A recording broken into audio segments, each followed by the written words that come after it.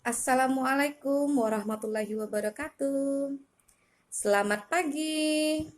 Perkenalkan, nama saya Dewi Nurhadi. Sebelumnya, apa kabar semua? Oke, semoga kita semua pada hari ini masih diberikan kesehatan. Amin. Nah, baiklah teman-teman. Kali ini saya ingin berbagi pengetahuan untuk materi pada tema 1 yaitu organ gerak hewan untuk di kelas 5 SD ya. Jangan kemana-kemana, tetap saksikan terus tayangan materinya. Kita semua hebat. Baiklah, sekarang sambil diperhatikan sedikit saya akan memaparkan materi tema 1 tentang organ gerak hewan pada manusia. Jangan kemana-mana sambil diperhatikan ya. Pada subtema 1, pembelajaran 3. Nah, ini disusun oleh saya sendiri, yaitu Dewi Nurhadi. Adapun kompetensi dasar yang pertama, pada pembelajaran PPKN, pada pembelajaran IPS, dan pada pembelajaran bahasa Indonesia. Oke, kita masuk pada nilai-nilai dalam sila-sila Pancasila. Apa sih itu nilai-nilai dalam sila-sila Pancasila? Nah, di sini didapat bahwa nilai-nilai dalam sila-sila Pancasila itu terdapat dalam pembukaan Undang-Undang Dasar Negara Republik Indonesia pada tahun 1945, yaitu tepatnya pada alinea keempat.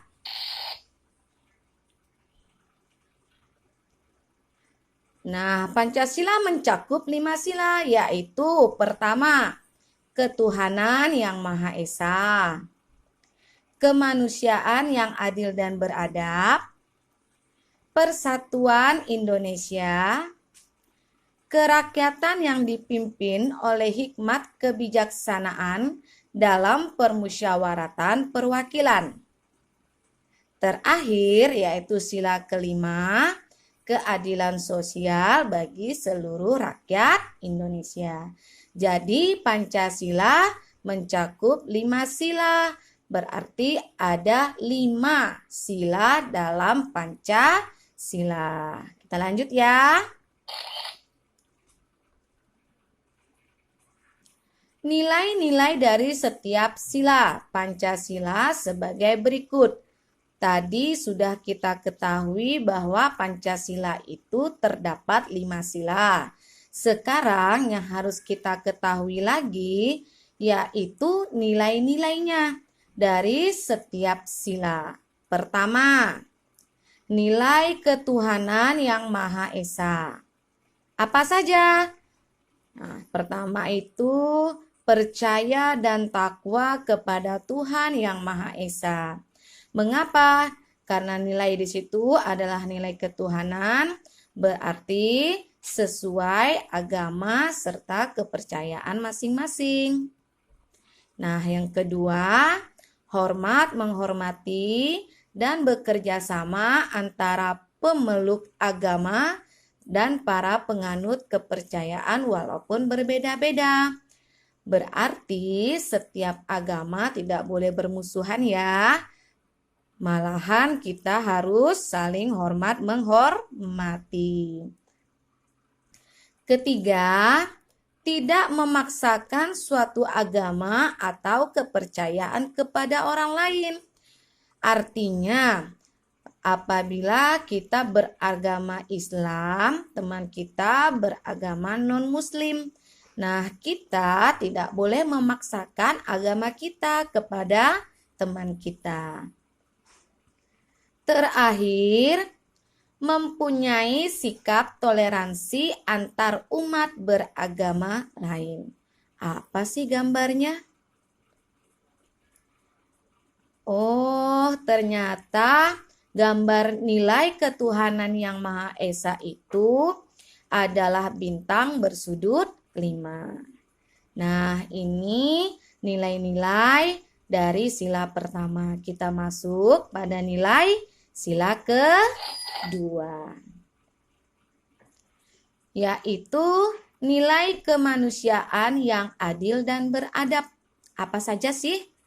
Nah, pertama, mengakui persamaan derajat, hak, serta kewajiban antara sesama manusia.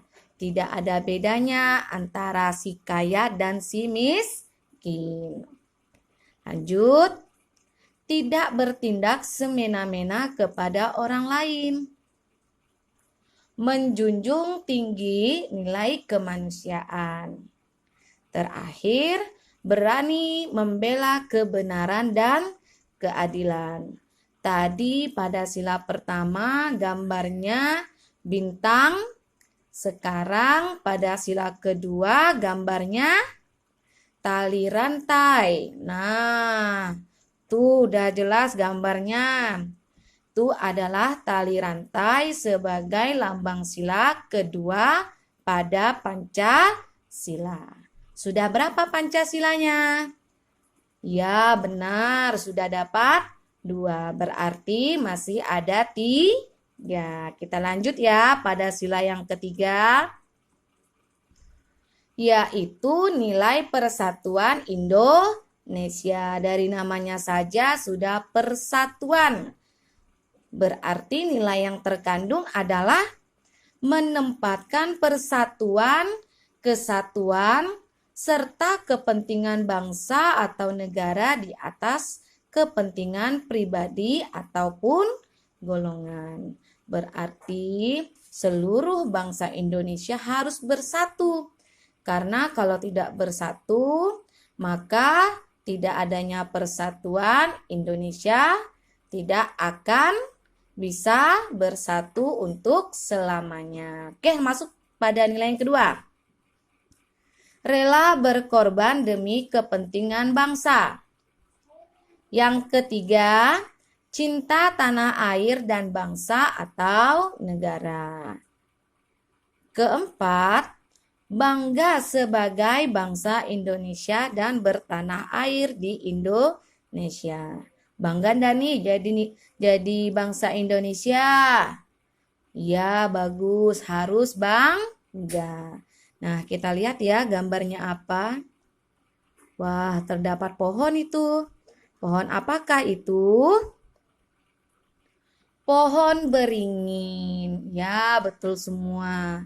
Lanjut sila keempat,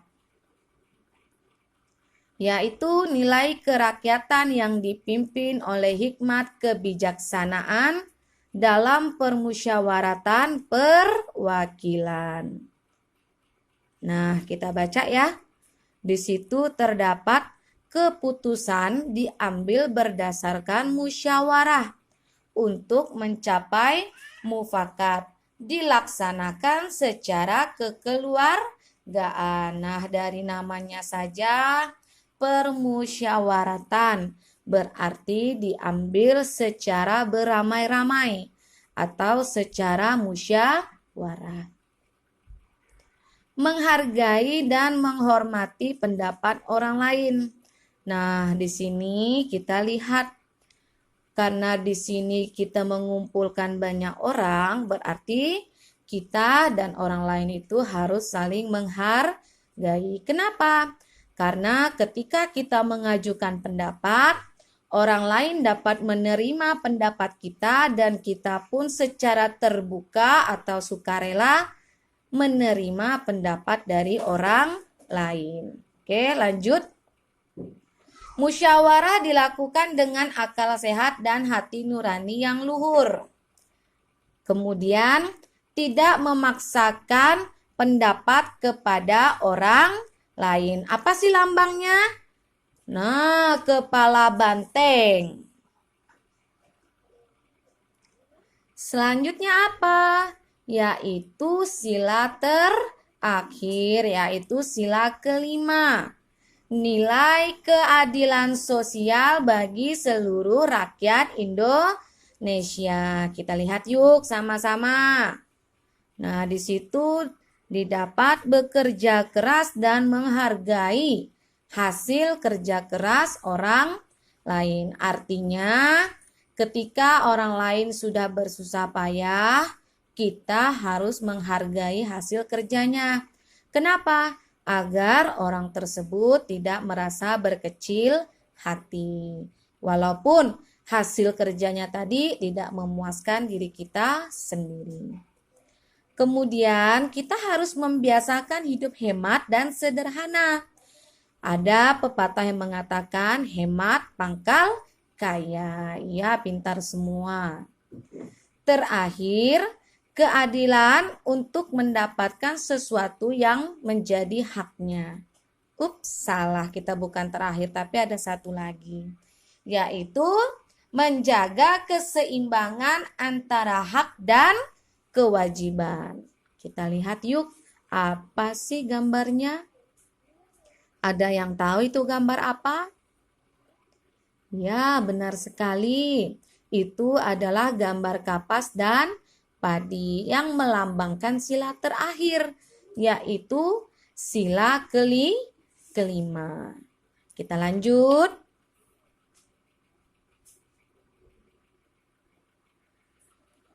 Masuk kita pada letak dan luas wilayah Indonesia. Ada yang tahu nggak? Ini gambar apa? Ya, benar. Ini adalah peta Indonesia. Kita lihat ya. Letak Indonesia diapit 2 benua dan 2 samudra. Nah, 2 benua tersebut adalah benua Asia dan benua Australia. Siapa 2 samudranya? Yaitu Samudra Hindia dan Samudra Pasifik. Pintar semua ya.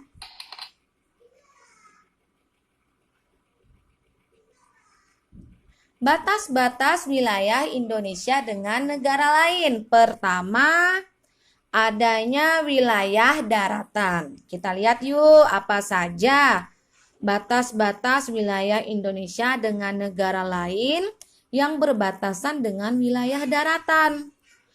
Pertama, Malaysia. Kedua, Papua Nugini. Ketiga, ada Timor Leste. Berarti ada 3. Nah, 3 negara yang berbatasan dengan daratan Indonesia. Lanjut. Tadi kita sudah masuk daratan, sekarang wilayah perairan. Kita lihat ya. Filipina, Singapura. Oh, sebagian Malaysia. Ternyata Malaysia selain berbatasan darat juga berbatasan perairan. Masih ada nggak sih? Oh, masih. Ternyata ada Thailand dan Myanmar. Berarti ada berapa yang berbatasan wilayah perairan? Ada 5, benar. Oke. Kita masuk pada luas wilayah Indonesia. Berapa sih? Nah, di situ terdapat data dari Badan Informasi Geospasial atau yang disingkat dengan BIG.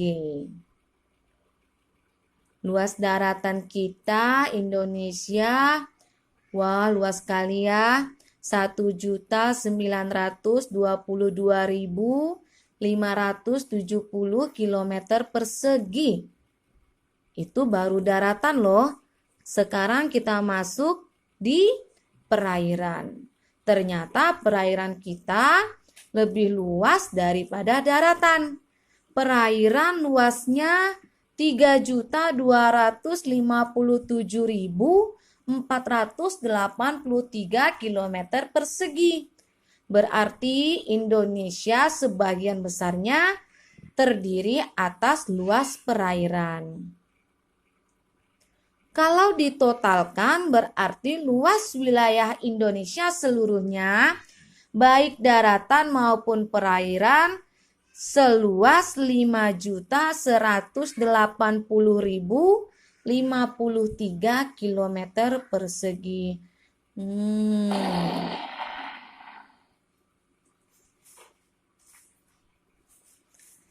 Lautan Indonesia memiliki batas 12 mil laut.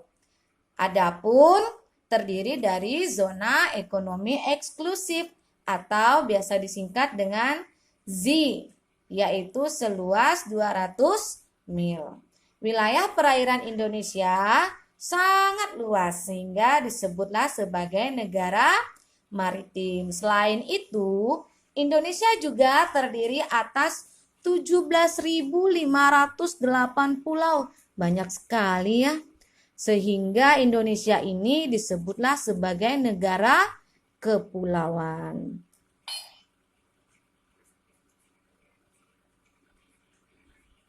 Masuk pada langkah menyusun cerita. Oke, apa sih itu? Tiap paragraf terdiri atas pikiran pokok atau gagasan pokok dan juga gagasan pendukung. Pikiran pokok dimuat dalam kalimat utama. Kemudian kalimat pendukung menjelaskan kalimat utama. Nah, di sini tertulis kalau kita mau menulis cerita, nah, ada beberapa langkah-langkah yang harus kita ikuti. Pertama, pilih tema cerita dulu. Kedua, buat kalimat utamanya. Untuk apa? Untuk memuat pikiran pokok cerita yang akan kita ceritakan. Ketiga, letakkan kalimat utama tersebut di awal, akhir, atau di awal dan di akhir paragraf. Nah, yang terakhir setelah kita pilih tema buat kalimat utama, kalimat utamanya sudah diletakkan, barulah kita membuat beberapa kalimat pendukung untuk menjelaskan kalimat utama yang memuat pikiran pokok pada cerita. Terima kasih sudah menyaksikan materi yang telah saya sampaikan. Semoga materi ini dapat bermanfaat untuk kita semua. Amin.